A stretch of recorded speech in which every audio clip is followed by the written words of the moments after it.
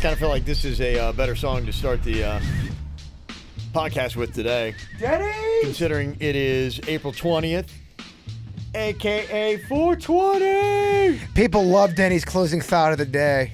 Yeah, I saw that already. People are retweeting it. Like Al Green said, quote of the day, you can't buy happiness, but you can buy weed, and that's pretty darn close. Yeah, that's powerful stuff there. Yeah, I guess, we all got our days. Like, I love St. Patty's Day, Cinco de Mayo. Cinco de Mayo, honestly, used to be more fun other places I lived. I'm not as into it here. It's okay. South Florida doesn't have the best vibe for Cinco de Mayo. I agree with you on that. When I used to live in California in the San Joaquin Valley, middle of the state, like probably half the population's Mexican. It was, St. Patty's Day was nothing. It was like a blip on the radar. Like nobody went out, but Cinco de Mayo, oh my gosh, it was great there.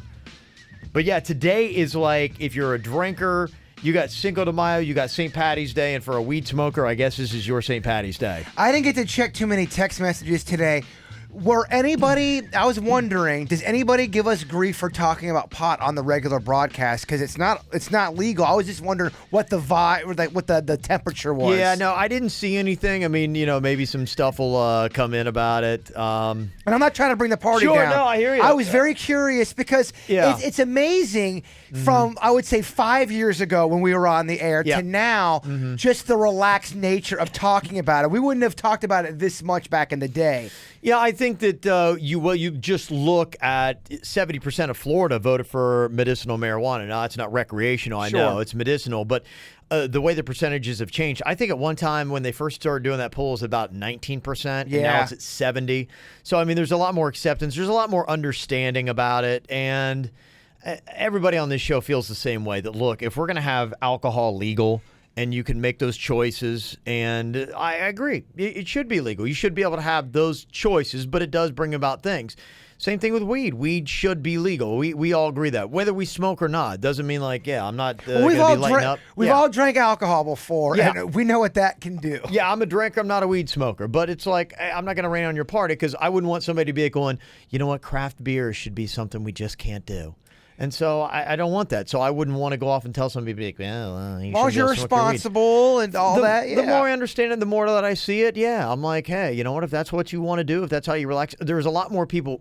What started to really surprise me was as weed smokers came out, I guess, of the closet or out into the open, I was surprised at who was smoking. I'm like, okay, because I had stereotypes build up, because the only people that have been vocal about it were like, yeah, whoa, man. I'm like, that's a weed smoker. And then throughout the years, and I think that's why a lot of people feel this way, you're starting to see people that like wear suits, and you're going, you smoke weed? Well, people see people that are actually successful and work hard. Like, wait, I thought if you smoked weed, you don't do anything. I thought you were a loser. I thought you had to smell bad. I thought you were just like a total slob and a loser. No. So I started being like, okay. That's why, to me, with any perceptions that we have, it's education. That's what kills ignorance. And I had ignorance about what a pot smoker was. And that's why I was bringing up, only just because I know even back in the day, there would be a little bit of a push, not from you, just I think just society, if you were talking about that. And it does, even not just with our show, it seems like I'm noticing a different trend with other venues as well. Yeah, that's why I like talking about it, to normalize it, but at the same time, it's a twofold part. One, it's to normalize it and let people understand fully what marijuana is, but then also to understand, like with alcohol, it's got to be done responsibly. For sure. Same thing. You can't just carelessly go out there and start using marijuana just whenever you want or feel like it. So, yeah, that's the kind of stuff that, to me, I think the more we talk about it, and normally say, understand it. Yeah, I was just curious what the people's temperature was on it. There's several states in the country now that feel so good about it, they just let you do it recreationally. And they're fun. It's kind of good to have them testing it out to find out what it is. Eventually, it's going to be legal recreationally in Florida. Do you believe that? Absolutely. There's no doubt about it. I mean, it's just a matter, it's not if, but when. And so that's why, I'm all about talking about it, but doing it right. That's very key, to make sure that we do it right, so people are doing it and doing it safely, and there are the right repercussions for the people who are not. Yeah, Denny's had some 420 jokes today, too. Somebody's like, I don't know. Sometimes when he does the themes, but Lionel had one. Maybe, you know what it is too? Maybe sometimes It's tough. when you're really involved, you're too close to a situation. I just think he's too close to the weeds. He had a few in there. I was like, it was okay. I love when I like when the jokes are funny, and I like when they bomb. It's good. I just love that bit. I hate for them to all be good. Lionel's 420 joke. If there are two potheads in the back of the car, who's driving? I don't know. The cop. Nah. That seems more like, do they get arrested? Well, I don't know. Look at What's Denny's that? runners. Do potheads get arrested a lot? Oh, I mean, yeah. I think. Well, first of all, I think if you are driving around and it would appear that you're smoking, and you're driving under the influence of pot, I think that's when they'll get you. But I've also seen cops be cool about it too. I think more than ever, because for them it's like it's a $100 ticket, and I think for a lot of cops it's like whatever. Someone told me that you still can get arrested though if they wanted to arrest you. It's really up to the officer. I'm kind of speaking out of turn. Denny's, he has all the facts, but I thought that was a thing where you can get a ticket. It is pretty much, yeah. Or you could possibly still get arrested. Yeah, I mean that's the thing. You know, police officers do have that discretion. For a lot of things, whether it be giving you speeding tickets or I think tickets for smoking marijuana. I don't think it's one of those things like there are things like, i.e. murder, that you have to definitely make an arrest. But there are other things where you're just like, okay. And that's why it's interesting, because it's the sensibilities of the officer who sees it. It's up to the cop to, let's say you have some weed. You're hanging out at City Place and a cop sees you smoking some weed. Can he arrest you, or can he just give you a ticket, or is it up to him? I think it's up to him. If you're being out of control, they can absolutely arrest you, or if they think you're a threat or something like that. But typically, they'll give you a little citation that you have to appear in court. If they do give you something, that's all the way up to the cop. The cop could also be like, nah, he's fine. Maybe just confiscate. Yeah, hey, just be cool, man. Yeah. Hashtag be cool, man. Hashtag be cool, man. Don't be smoking your weed out in front of everybody. Yeah, what are you in City Place smoking weed for? Right. Yeah, that's probably what it is. Like, don't make me have to do something. Dude, just if you keep it cool and act like you're trying to hide it from me, then I'll act like I'm not going to arrest you. But yeah, when you start being so brazen, I think people should be cool. I mean, if you're gonna enjoy something, enjoy it in your house. What are you going out in public and trying to terrorize people with it? Yeah, and that is the one thing that's going on here with Florida. They're talking about even with the medicinal is that you're not going to be able to smoke it, which I thought was interesting because they're going to allow vaping. I guess you'll be able to vape weed, but you wouldn't be able to smoke it. Right now, the lawmakers behind it, it'll be interesting to see what they wind up doing, but they said that's not even on the table. Being able to roll up a joint and smoke in public or anything like that. For or just Florida, anywhere. right? For Florida, for the medicinal. Florida. The only thing I can think of is the reason why they will allow the oil is because there's not really a smell, and then the weed. I mean, I agree with that, and that could be problematic because if I'm out in public, let's say because it does become legal and you can just smoke joints wherever you want, and I got my kids and I'm at City Place and there's somebody that's there that's not being cool.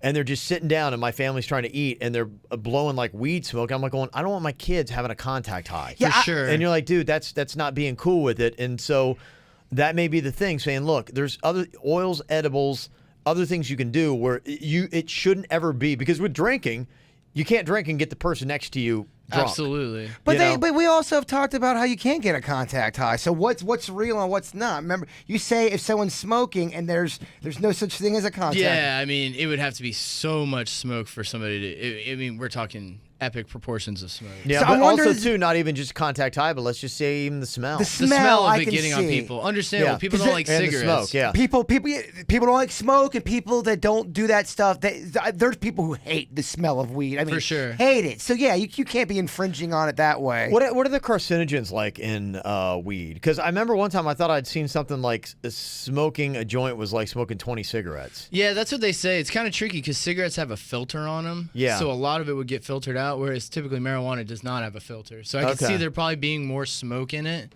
Yeah. As far as like what's carcinogenic in it or not, I can't say. But then that would be an argument for somebody too that's uber healthy, being like, look, if it's not a contact high and if it's not even the smell, it's like, look, I don't want carcinogens. Yeah, it's still secondhand smoke. I could see that definitely annoying people. Yeah. Oh, yeah. I mean, I don't like it when people are smoking cigarettes around me. And it's not a judgment thing. Smoke if you got them, whatever what you want to do. The smell of cigarette smoke chokes me out, man. I don't like the way it smells. Yeah, that's why I think it's good. I mean, I think it's great what they're doing and expanding and getting better at edibles and all that kind of stuff. So, hey, if you're going to do it and you're doing it in the right place, the right time, you can do it without having to inflict your choices on anyone else. Absolutely. I remember when they first passed it in Colorado, all of the kids that are not cool would smoke around cops just to like rub it in their face. Like, I don't think any of that stuff's cool. But what are you doing? No. After that phase is away, then everybody pretty much does it the proper way.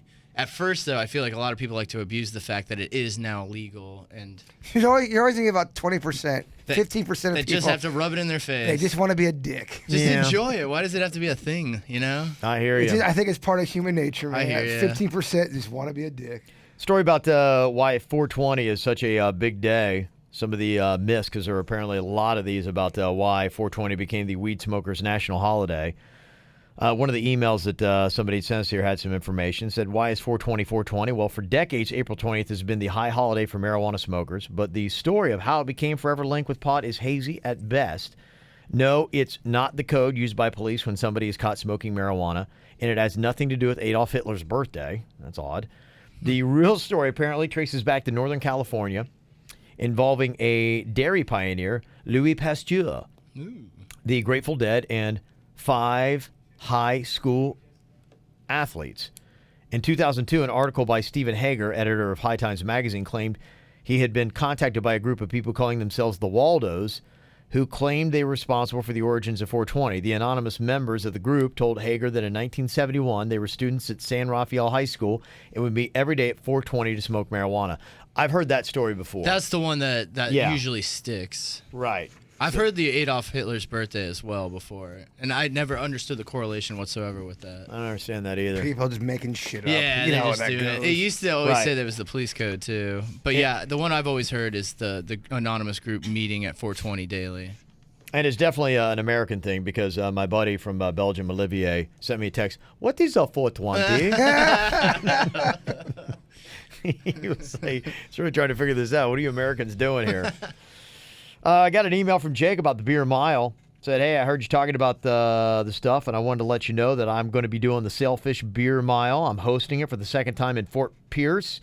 It's on June 9th, with 100% of the proceeds to benefit the Police Athletic League. And last year we had almost 500 people, and this year we're expecting it to be even bigger.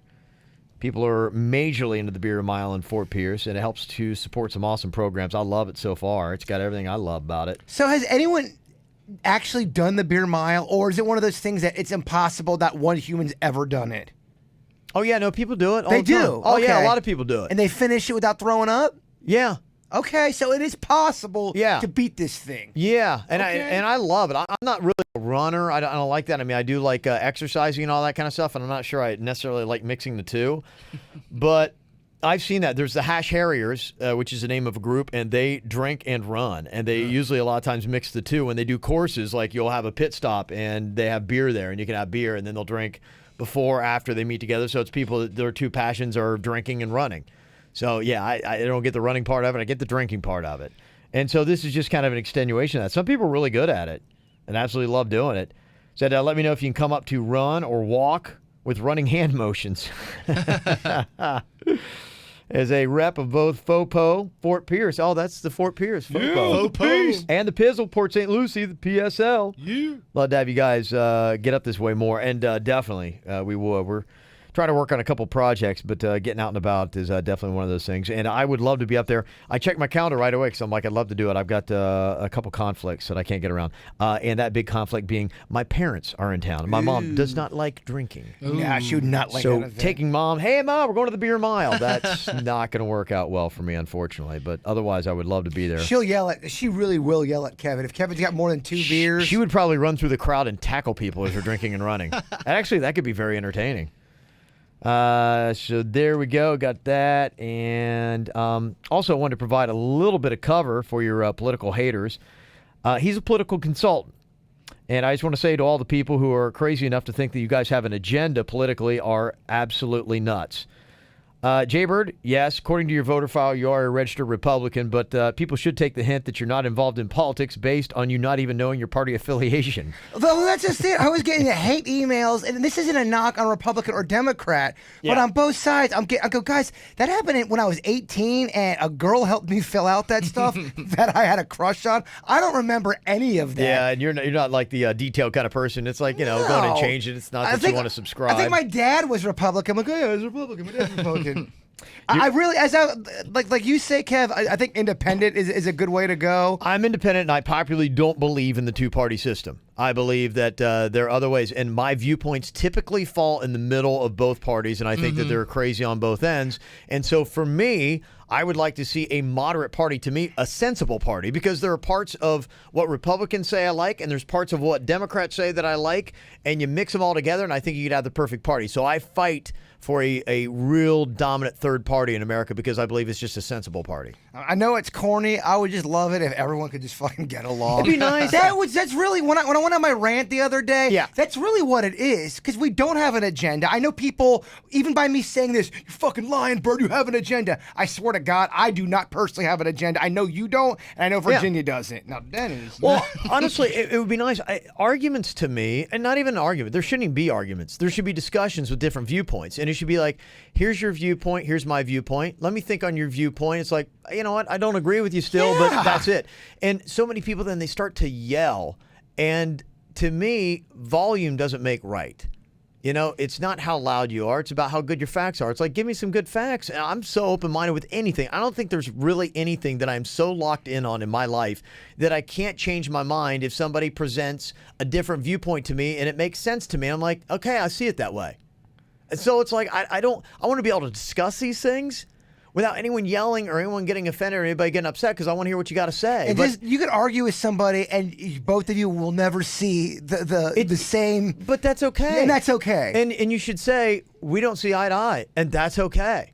That's fine. Nobody people disagree with me that I love. People disagree with me all the time. That's part of life, baby, is it not? It absolutely is. Well, anything we do, we should be. I don't know. It'd be great if we could just get to a place in society we could say, you know what, I don't agree, and that's okay. I really believe so much of, and you guys can think I'm crazy. I think a lot of the weird atmosphere that we're in, I blame it so much on social media. I think social media keeps it going. It's creating an atmosphere. People don't have to be responsible for shit. They make fake accounts and they say hateful shit. I mean, when was there a time where you can get messages, good or bad, out so quick? Instantaneously. And be able to create a mood. I mean, it's social media. Well, you're right. And things do, people they lead with being first instead of where it used to be getting all the facts and then presenting your story, because it does matter who is first with it. And that's why we, in a sense, are getting the fake news, because people aren't getting all the facts before they put out what you think is a final statement or story. Anybody can put anything out there on social media that can become a potential news story. The guy that killed the guy on Facebook. Yeah. We live in a time now where in real time you can watch people get murdered. It's fucking crazy. It is. It's insane. A lot of stuff. He said, your voting history is also public. Not to out you, but if anyone wants to try to paint you with a political agenda, that's crazy. So I guess he's looked at who we voted for and said, yeah, you're definitely not showing any side one way or the other. And I will just let you know that, my voting record would not show that. I am independent all the way. Take it for what it means. Also, people on both sides of the aisle should understand the president, whoever they are, is pop culture and news, which you have to talk about. That's the thing that's very discouraging is, you're right, it is. And we should be able to discuss and say, okay. Imagine us being a show in West Palm Beach where Trump is every single other, he's here a lot. Yeah. And for us to not even mention about steak and ketchup, I don't know, man. I thought that was insane. And I'm it makes you sad and discouraged that it's like. And some people are trolls that just want to fucking get it. And I'm easy to troll. They are. But thank you for that. And again, just our message is we don't want any kind of agenda. I don't want anybody to think one way or the other about politics because of how I believe. I want you to make up your own minds. Yeah. This email from Scott in Boynton said, yesterday about 4 p.m., about a mile and a half north of Glades on the Turnpike, I saw an old naked guy just sitting on the guardrail. I called 911, and 15 minutes later, I passed the same spot, and he was getting help. But is it weird? My first thought was, Is this a KVJ stunt? That's awesome. Weird Wednesday next level. Yeah, I mean, I'm honored that you think that. It's pretty impressive. We get an old naked guy just kind of like chill on the turnpike. That's what it's all about right there. Yeah, it's pretty good. Got this email from Loho.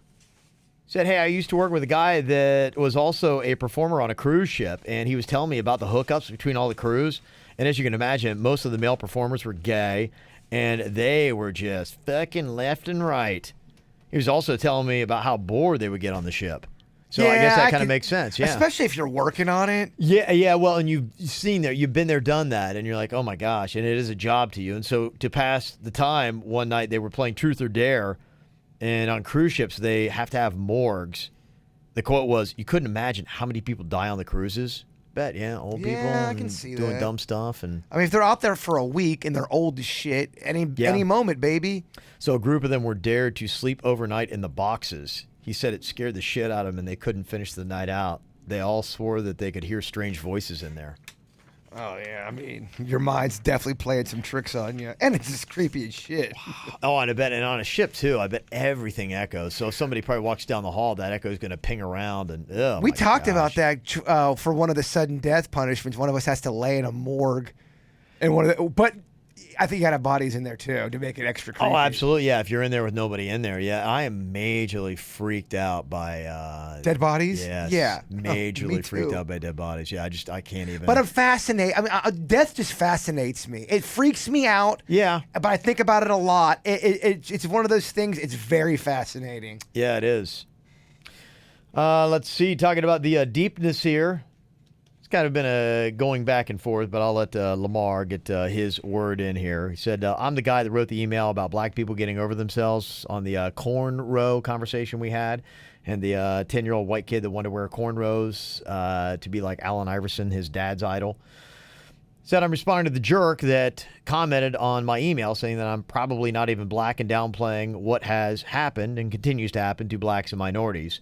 The last time I checked, I've been black for the last 37 years. And in those 37 years, I've been called the N-word numerous times by Caucasian people, followed in stores because of my skin color, and not picked to play games in grade school because of my color. My family is from the South and faced segregation daily before my time. So for this person to comment on something that they have no clue about is ignorant, because the After the Show podcast is a free-for-all. That is why I wrote the letter the way that I did. And my point was to say that black and white people get so bent over simple things like a hairstyle. Most of the negative thought process that many blacks hold is from the older black generation, and the new generation does not hold those ideas.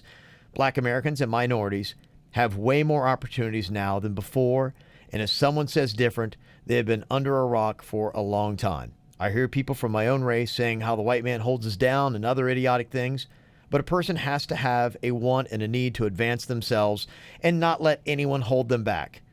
We as a people need to move forward, stop dwelling on the past, and do better things for our race. And if we are more worried about what hairstyle white people are wearing, then we are doomed. And to that jerk that wrote a dumb response to my email, go F yourself. Did he write go F yourself, or did he really say go fuck yourself? Yeah, he said go F yourself. He was very reserved in that. But again, I think that race is a great thing to have open conversations about and talk more about. I think that TV is starting to do a great job. Every now and then I just sit back and I watch a show like Scandal, for instance, that just does such a really great job of integrating people of all different skin colors to the point where it's not even something where you don't even recognize or anything. You don't ever even have that thought of, oh, they're black, they're white, they're whatever. It's just, the way really society should be. And a lot of that stuff does start in pop culture. And I think it's great. I mean, you've got all kinds of interracial relationships and all kinds of stuff like that happening. The more that you see it, the more it becomes normalized. And the one thing I like what he wrote in that email was the fact that it's After the Show podcast. We're going to have different opinions, and that's exactly what this whole thing's about. It is. He's got one opinion, other guy's got another. I mean, that's... I hear all the opinions, and you just take it in, and you process it, and think about what people say. We couldn't believe that there's been a few topics where we just can't believe that there's such polarizing opinions on the. You're like, clearly it's got to go one way. And I'm just picking. I don't know what topic, but you'll get into a topic thinking it's going to go one way. You're like, how can so many people see it so differently? I know it is kind of weird, but I do think about that, and I internalize it. I think about it. I'm like, why does everybody feel that way? And I'm not even talking about just a race situation. I'm talking about all situations. Absolutely. That's why this discussion is good. You hopefully hear things and maybe you didn't think about it. You're going, okay.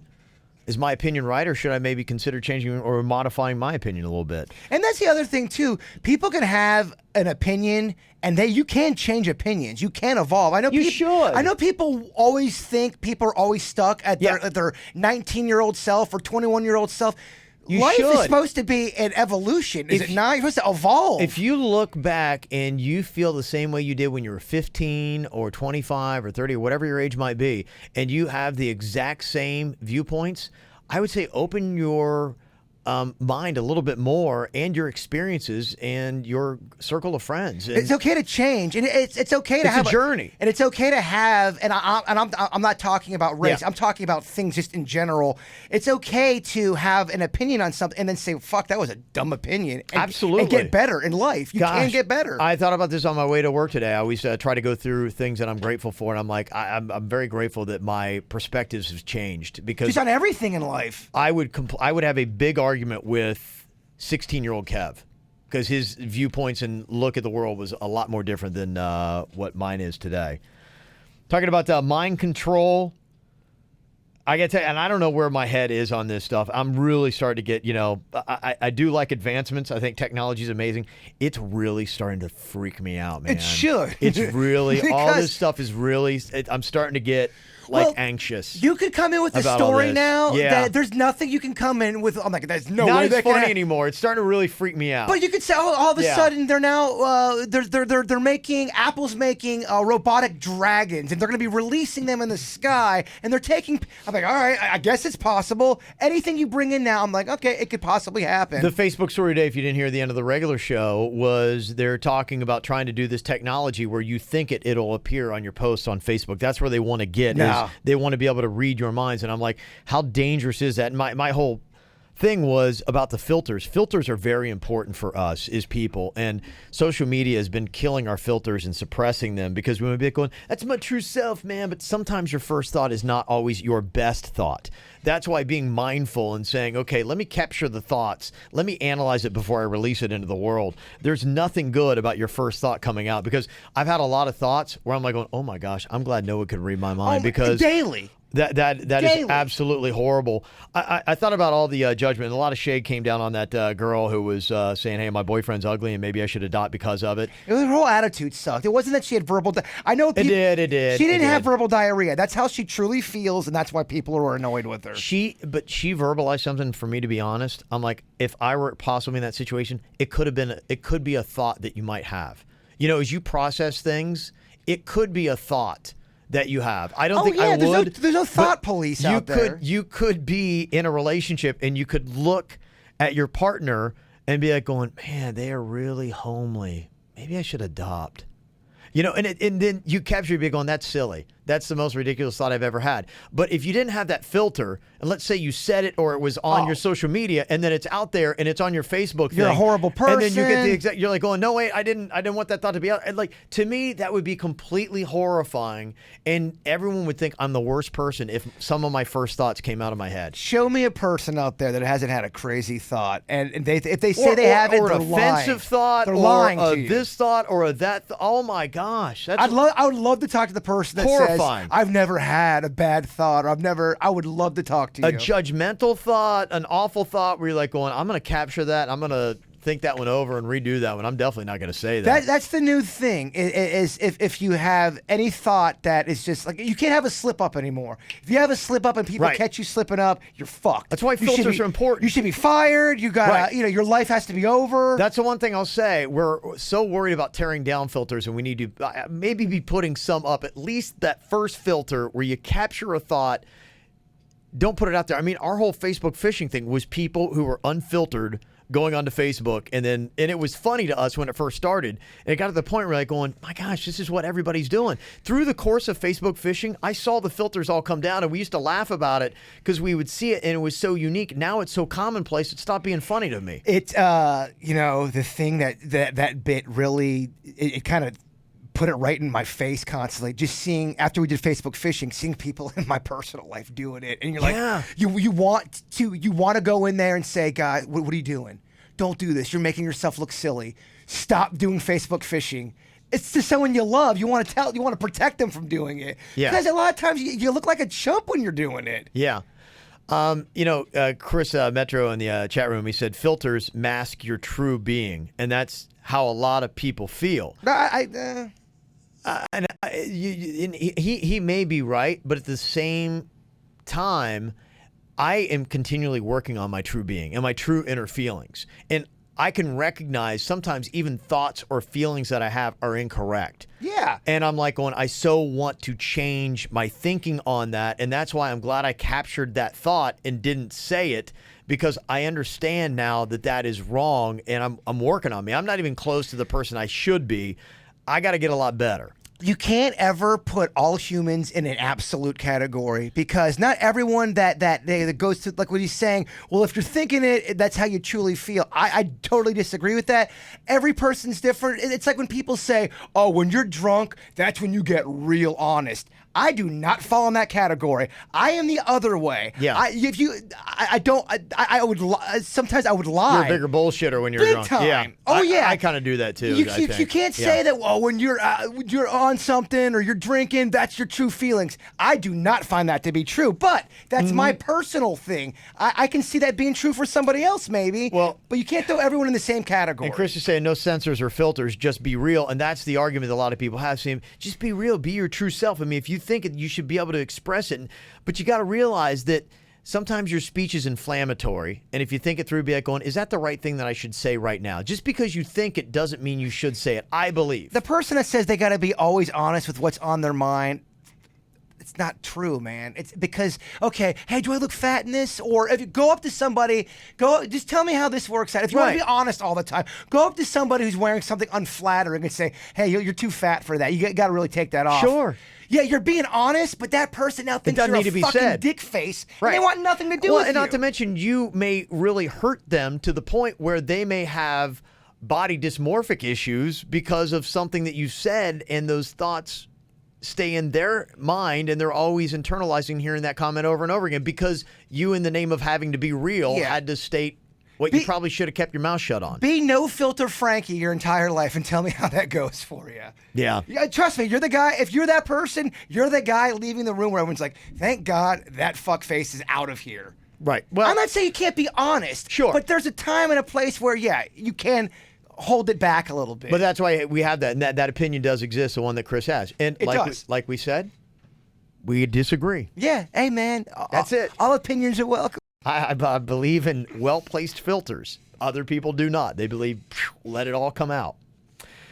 Talking about mind control, Tatiana sent us this email, said, mind control has been around for a very long time. Social media is just adding to what's already been done. Look up Project MK Ultra, mind control through music.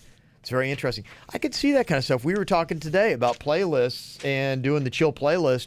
It affects my moods. It does. It feels Big like time. a mood alterer for sure. All these kind of things do, and there's science on it. Everything when it comes to restaurants, colors, temperatures, music, sounds, all that kind of stuff, smells. I've heard it all is, and people can manipulate your thoughts and your being and how you feel based on all that stuff. There are some comedians, what they'll do is when they are playing at a club, they'll get there early and they'll change the tables up.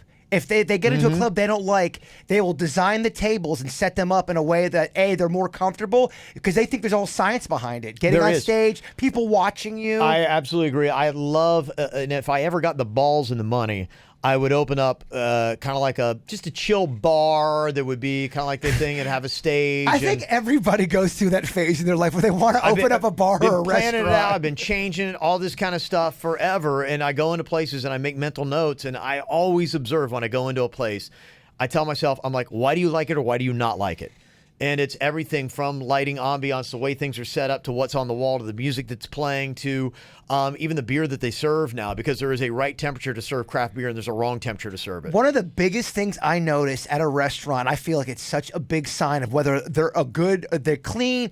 You go into the bathroom and it's dirty, and especially if it's dirty like at 1 o'clock in the afternoon. They got strike. They got shitty management. They're not making sure it's clean. And if the bathroom looks like that, where everyone can see it, what the hell does the kitchen look like? I hear That's you. what people are going to think, whether it's true or not. It's perception. Yeah, it is. All that stuff ties together to make a place successful or not. You like this idea? Got it from David. Said, so I know that you love Domino's Pizza, Kev. Jerby loves pizza, but he hates Cosmo. And Lady Sinicki thrives on judging. So I want to see what your guys' opinion is on this Domino's Pizza engagement ring made of 22 karat gold. And I was confused when I first read it. But what it is the rock itself is in the shape of a pizza slice on KVJ TV. I've got the photo up. Yeah, I mean, if you love pizza and you're like one of those, hey, look, there's not probably my style. I wouldn't do it. I'm not that goofy. I would hope. I respect and appreciate it. I would, if I saw someone else with it big, that's awesome. For me, it would work out nicely. It would work out great for you. Goofy is my lane, and and it's not for everybody. But I feel like if you are proposing with a pizza ring, the girl that you're proposing to kind of knows your act, and if she doesn't, what the fuck are you guys doing in that relationship? Well, it's a great test. Yeah, she's like, I can't do it, and that's probably not the girl for you. That'd be great for you. That'd be the perfect ring for you. I feel like, I mean, any of my friends or family members that have gotten married, I have not seen one where they have asked the girl to get married and they don't know the answer. You know, you see it in the movies. I'm always surprised by the people where it's, that happens. I'm like, how does that happen? How does that happen? You usually kind of know, right? I've been through it once. I had a pretty good feeling what the answer was going to be because you talk about it. I guess it happens, and maybe if it's a newer relationship and you want to, surprise the girl. Yeah, I guess it could work. Let me see here. Got a shout out. Monday night while discussing a KVJ After the Show podcast, my boyfriend exclaimed, "Fuck, I can't even believe I know these motherfuckers' names." Then he proceeded to thank me for forcing him to listen to the show and finally admitted that he actually likes it. Jaybird, he loves the Every Breast I Take song. With that said, I want to give a special shout out to myself and my boyfriend Davidson from Orlando. Today is our last day of law school. Whoa, that's pretty cool. You guys have made my law school experience so much more manageable, especially Denny's. Whenever I get ready to snap, I ask myself, what would Denny's do? He would chill. Happy 420, D. Love, Trey Smith. Jaybird, I'm a girl. There you go. It's funny talking to Denny's, and he has a couple moments in his life that he says that it sticks out, and that's where he made the turn about becoming peaceful. It's actually pretty fascinating. He learned I'll let him, anytime you want to hear about it, I'll let him talk about it because I'll butcher the story. But it's actually pretty, because he is really, other than you. Yeah.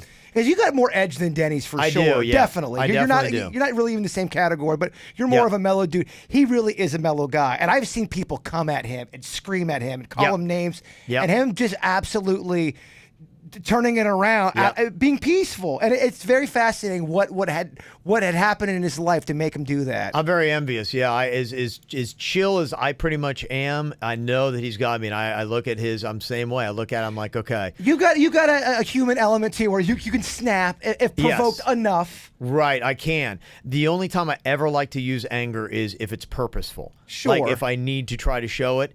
And a lot of times it's not. And I would like to get to the point where I could remove emotion from these things and just look at everything logically. Not to say anger. I feel like anger works more in the business world than it does with matters of the heart. I don't know if you'll agree with me on that. That's when I use it. Yeah. I don't use it at home. For strategy. I try not to ever use it with, I hate it. I try not to ever use it with my kids, definitely. Sometimes I feel with the queen, I need to a little bit. I hear you. And at work. There are times where at work you got to, man. It's I part feel of the like gig. it's a tool like a paintbrush. It's not something you want to use, but you have to have that pitch in the arsenal. Yeah. No, I'd love to definitely hear him expand on his ability to be so chill. Is it just the weed or is it something else? It's absolutely not just the weed. That's awesome. Got this email from Alyssa and Christina in Boynton. Said our sister, Christina, and I are longtime listeners from childhood to adulthood, and I listen to the show on the podcast every day. Yesterday, we went to Bud's Chicken and Seafood for the first time, and we tried the bird sauce.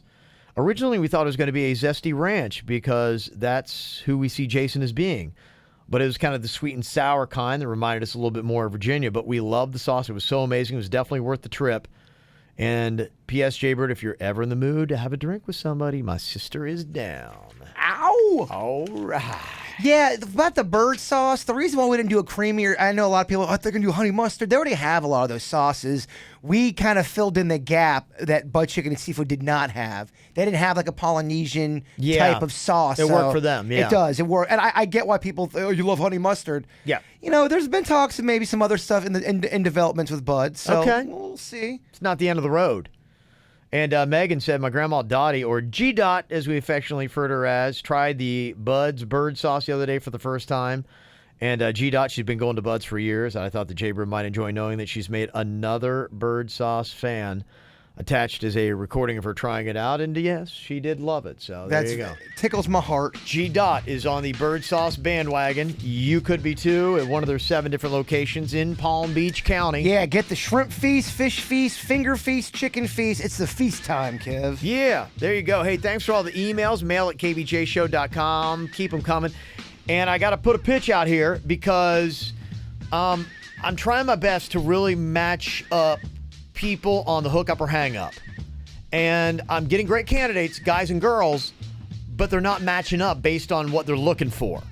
So I know some people are going, hey, you didn't choose me, but it's just because it doesn't work out. Right. It's because I can see they're not describing you. It's not because of you. Right. It's more a personality thing, not a looks thing. It is, because otherwise, if we did do that and just threw the randoms all together in a pile and just called who and who up, it would never work out. And we may have to do that, though. We might have one day where it's just completely, but it wouldn't work. I don't think it would ever work. So please keep getting us your entries for hookup or hang up. If you are single, you have to be single. It's not even debatable. You have to be single. You just tell us a little bit about yourself. Tell us like what you're into. Also include a photo and your phone number. Got to have a photo that's fair for everyone involved. It is, because that also too helps us kind of like match up. Because, I've got 2 great girls waiting, and their descriptions aren't matched up. And the one girl's like going, I like guys with the tattoos, and I'm into the crap. But by the way, both of those girls are very good looking. They are, yeah. And I got them both, and I have not yet found the dude that matched the description. I have one guy matched the description, and now I can't get a hold of him. He ghosted us. Yeah. He's probably having sex with somebody else. He might have, so I don't know what happened. But yeah, if you want to do that, send us an email, mail at kvjshow.com for hookup or hang up. Goodbye. Cleveland Clinic, Florida provides individualized treatment plans for excellent outcomes of health problems ranging from the most common to the most complex, even in cases considered untreatable by others. Cleveland Clinic, Florida. Every life deserves world-class care.